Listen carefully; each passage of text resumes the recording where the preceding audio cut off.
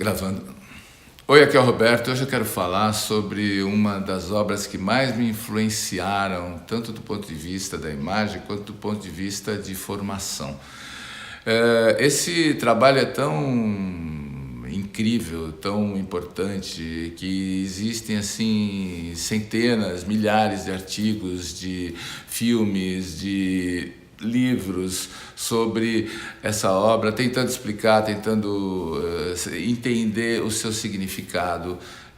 E eu estou falando do filme 2001, Uma Odisseia no Espaço, do Stanley Kubrick, que neste mês de abril completa exatos 50 anos do seu lançamento. Então, como eu estava pensando em falar sobre 1968, foi um ano explosivo, um ano onde aconteceram talvez tantas coisas como jamais na história da humanidade aconteceram do ponto de vista cultural, do ponto de vista social, né?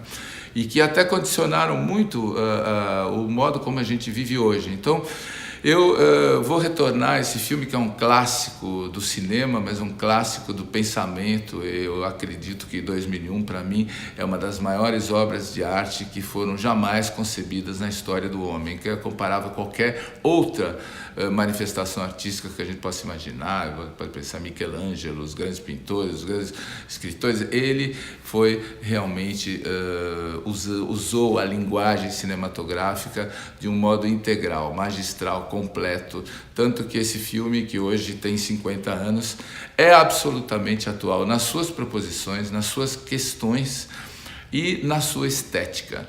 O Kubrick, só en passant, ele de origem ele era fotógrafo, ele tem um trabalho de fotografia até bem interessante, ele trabalhava mais com fotojornalismo e começou a fazer os primeiros filmes em branco e preto nos Estados Unidos e tal, até que chegou neste capítulo maravilhoso dessa história, da história do cinema, que foi o 2001. 2001 é um texto do Arthur Clarke, que é um escritor de science fiction, né? E que foi co-roteirista com o Kubrick para contar essa história, que é uma história que fala da evolução do homem, da origem da raça humana, né?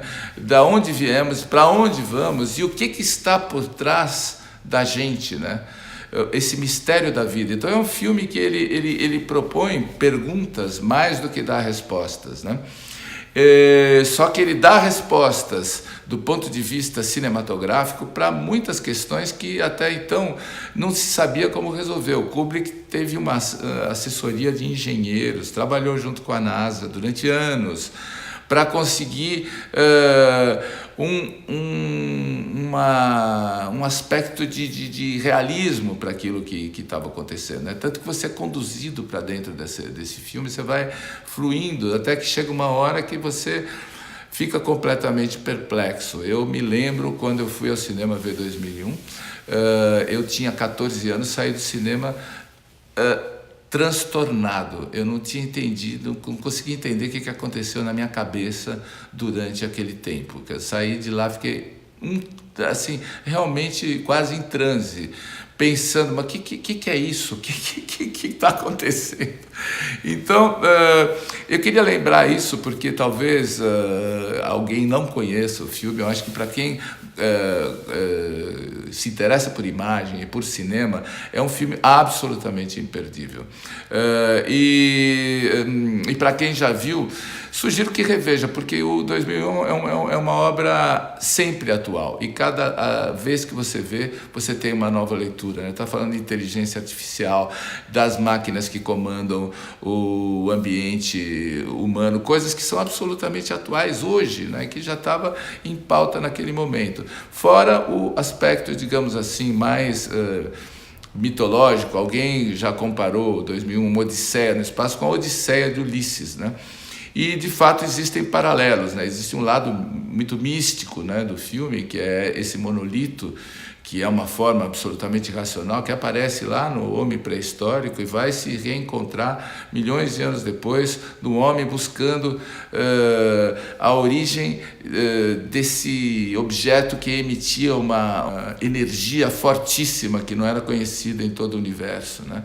Então, e tem momentos, quer dizer, tem uma passagem do filme que é absolutamente antológica, que é o momento em que um grupo de homens, meio macacos, estão lá lutando por causa de uma fonte de água, e que um deles pega um osso na mão e golpeia o outro com o osso, né? E ele percebe nesse momento o poder de ter um instrumento. E quem tem o poder de ter instrumento pode ter o poder de controlar a situação. Então, é uma coisa incrível, porque é a primeira arma, né? E ali talvez o homem esteja virando o homem de hoje, né? Porque ele tem uma ação racional com um objeto que ele usa para os seus propósitos. Infelizmente, ali no caso era a guerra, né? Aí ele joga aquele osso para o alto, aquele osso começa a virar, e virando ele contra o céu, ele acaba se transformando numa estação orbital sob a música do Danúbio Azul de Strauss, que é uma coisa absolutamente magistral. Ninguém pensaria em representar uma estação orbital com uma valsa. Então, é um negócio assim. O filme é cheio dessas qualidades, digamos assim, estéticas que são surpreendentes até hoje, né? Fora todo o lado tecnológico, que é o desenvolvimento de estruturas e plataformas e efeitos especiais, porque não existia computador, e até hoje os efeitos de 2001 são absolutamente à altura. Nada no filme parece tosco. Então, eu tenho, felizmente, esse livro aqui, que é um livro maravilhoso, que tem todos os filmes do Kubrick e toda a produção de todos os filmes. Então, vou dar uma folhada nele com vocês, para a gente dar uma olhada nessas imagens e relembrar algumas coisas. O livro foi editado pela Taschen e tem toda a obra do Kubrick. Aqui na abertura tem um luxo, que é uma strip filme de uns 70 milímetros, aqui dentro desse plástico, que foi parte de uma cópia que pertenceu ao próprio Kubrick, do 2001, que já é um tesouro, né? Então, assim, eles vão mostrando, filme por filme, toda a realização, os personagens, etc. Então, aqui nós temos 2001. Essas imagens, né? Aqui o nascimento do homem, aqui você já vê o monolito, né? Com os macacos em volta, né? E que é um mistério central do filme, né? Aqui, onde o macaco joga para o alto, o osso, né? E aqui onde nós vemos ele se transformando nessa estação orbital. Enfim, toda a estética, né? Esses móveis, esses computadores, eles são incrivelmente modernos e atuais, né? Aqui, alguns momentos, isso aqui é o monolito quando os astronautas vão tentar descobrir o que era aquela emissão de energia, né? Que eles descobrem num outro planeta essa forma racional e original que estava lá, né? E aqui a missão com o computador, o olho, que era uma coisa que controlava toda a nave, né? Toda a vida da nave, né? O computador se rebela e a história torna-se mais complexa. Esse momento de passagem onde ele está viajando, né? Aqui é o computador, praticamente o momento onde ele começa a matar um astronauta, né? E aqui o astronauta... Bom, eu não vou contar a história toda, mas visualmente o filme é muito forte, né? E toda essa passagem aqui, é uma passagem que, como se fosse uma passagem de mudança de tempo, mas mudança de dimensão também, é descrita com uns reflexos no capacete do astronauta, que é uma coisa impressionante. Até hoje é incrível, inesquecível. Enfim, aqui aspectos do 2001 e de imagem, né? E aqui tem toda a questão da produção, né? Então aqui tem fotografias das filmagens, toda a ambientação que foi feita na sala, onde acaba praticamente o filme, né, sequência final. E muitas anotações, quer dizer, uma história do script, como foi desenvolvido. Esses aqui são fotos de continuidade, né, que tiravam Polaroid.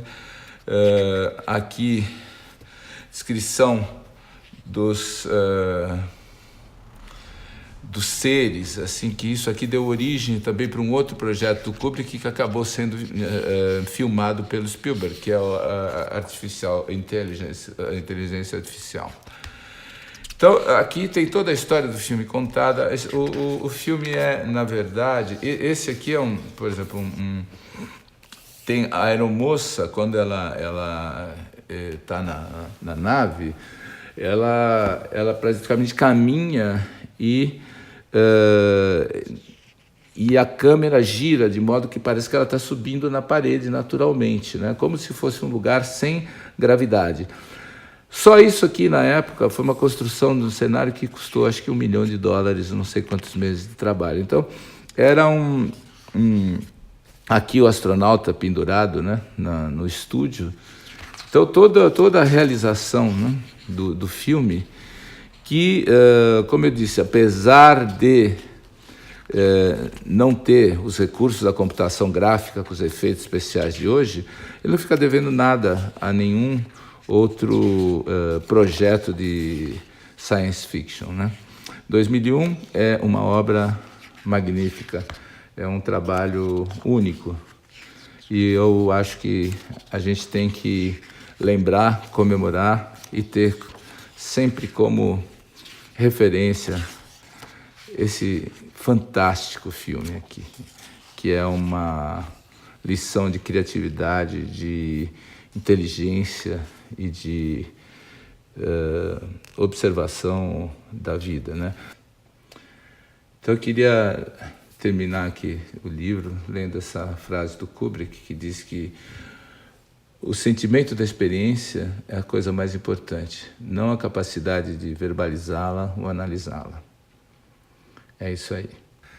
Então eu fico por aqui, eu Roberto Secato, espero que você tenha curtido essa lembrança desse trabalho incrível. Agradeço a sua atenção, deixa aqui seu comentário, se inscreva para receber outras informações como essa e até a próxima.